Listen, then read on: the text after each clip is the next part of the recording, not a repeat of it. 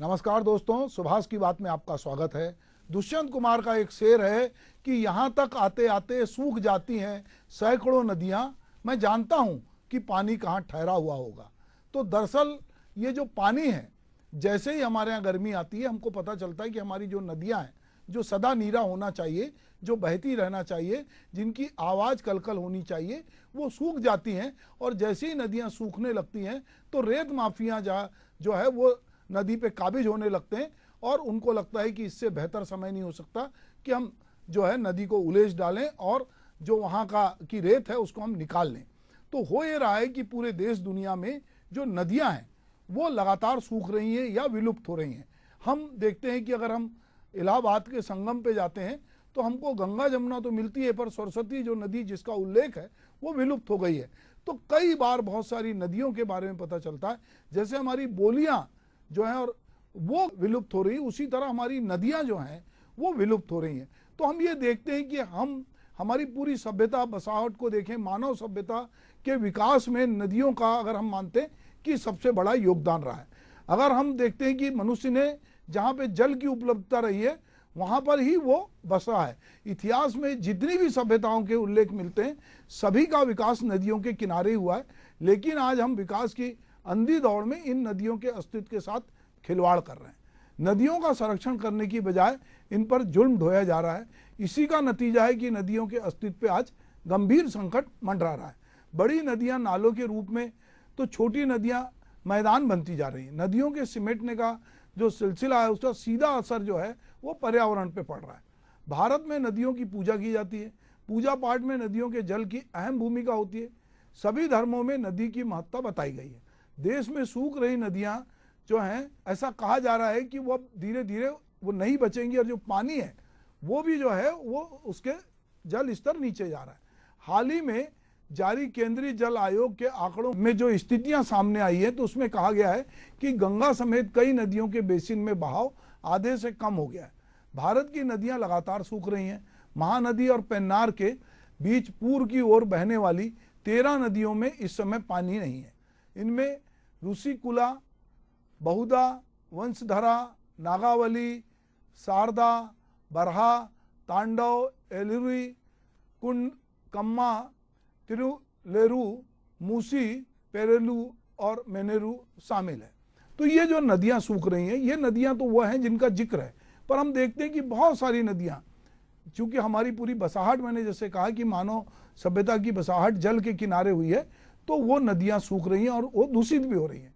केंद्रीय जल आयोग CWC की ओर से जारी आंकड़ों के विश्लेषण के बाद यह बात भी सामने आई है कि आंध्र प्रदेश, तेलंगाना, ओडिशा राज्य में 86,643 वर्ग किलोमीटर में बहती हुई नदियां सीधे बंगाल की खाड़ी में गिरती हैं।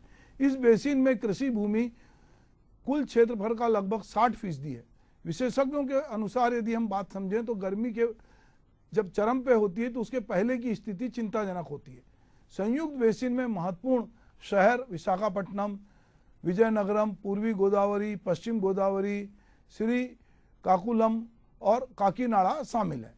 भारत में नदियों की संख्या कुल मिलाकर लगभग 200 है, जिनमें गंगा, जमुना, कृष्णा, कावेरी, नर्मदा, गोदावरी जैसी प्रमुख नदियां हैं। नर्मदा की 101 सहायक नदियों में से 60 नदियां सूख गई हैं। वहीं देश के 150 प्रमुख जलाशयों में जल भंडारण की क्षमता जो है वो 36% गिर चुकी है।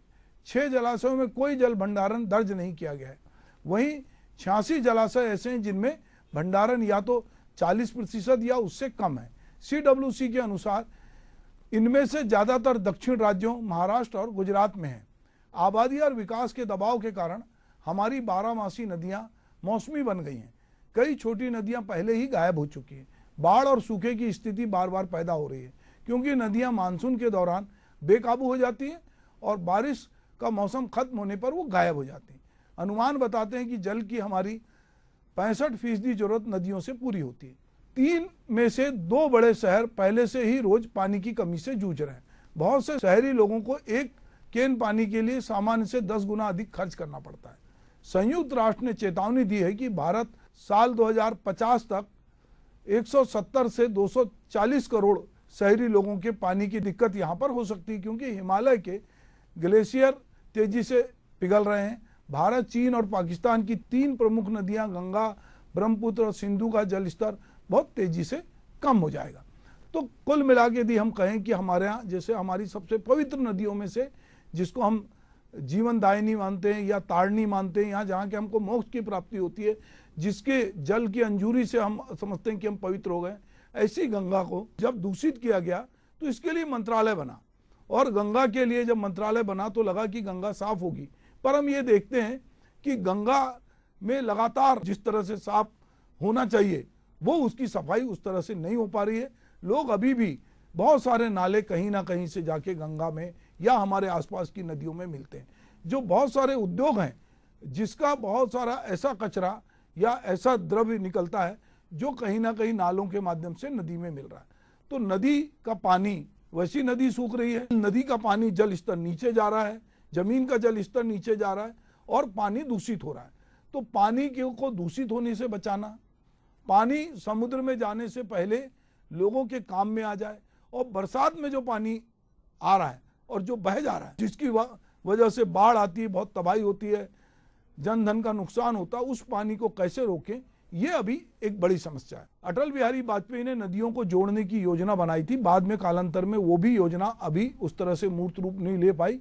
जहाँ पे ये कोशिश हुई थी कि अगर एक नदी में ज़्यादा पानी है दूसरी में कम है तो हम उसको डाइवर्ट करें, और नदियों को जोड़ने की योजना भी हुई थी। जैसे गंगा की सफाई की योजना हुई, गंगा के लिए मंत्रालय बना, हम नर्मदा की पूजा करते हैं, हम महानदी की पूजा करते हैं, हम कुंभ जो है नदियों के किनारे लगाते हैं, कभी क्षिप्रा के किनारे लगाते हैं तो कभी गंगा के किनारे लगाते हैं, हम अलग अलग नदियों के किनारे कुंभ भी आयोजित करते हैं, हम पूरे धार्मिक अनुष्ठान नदियों के आसपास करते हैं।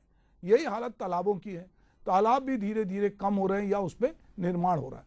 तो हमारे जितने जल स्रोत हैं उनके प्रति हम बेदर्दी के साथ हमारा व्यवहार है।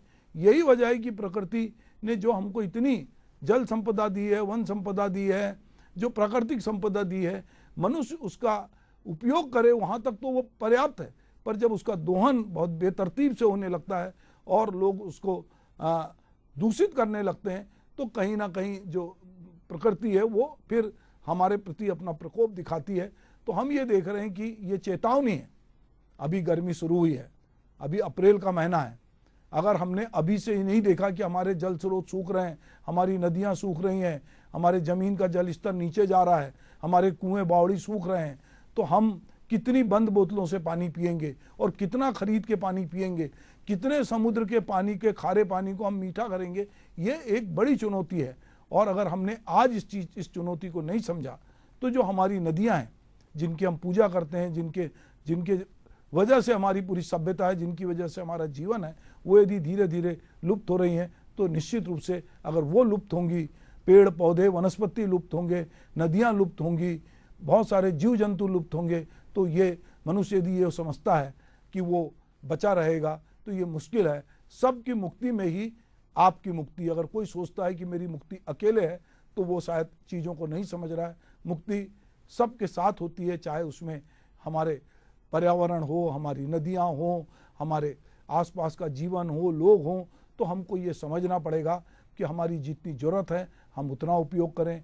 जितनी चीज़ों को स्वच्छ रखते हैं, अगर हम स्वच्छ पानी पीने की अपेक्षा करते हैं तो हम जो जल स्रोत हैं उनको भी स्वच्छ रखें, उनको गंदा होने से बचाएं। केवल ये ना सोचें कि ये सरकार की जिम्मेदारी है, वरना ये होगा कि आने वाले समय में जैसा बार बार कहा जाता है कि जो तीसरा विश्व युद्ध होगा वो पानी के लिए होगा, पर पानी के लिए भी हमको जीवित रहना पड़ेगा।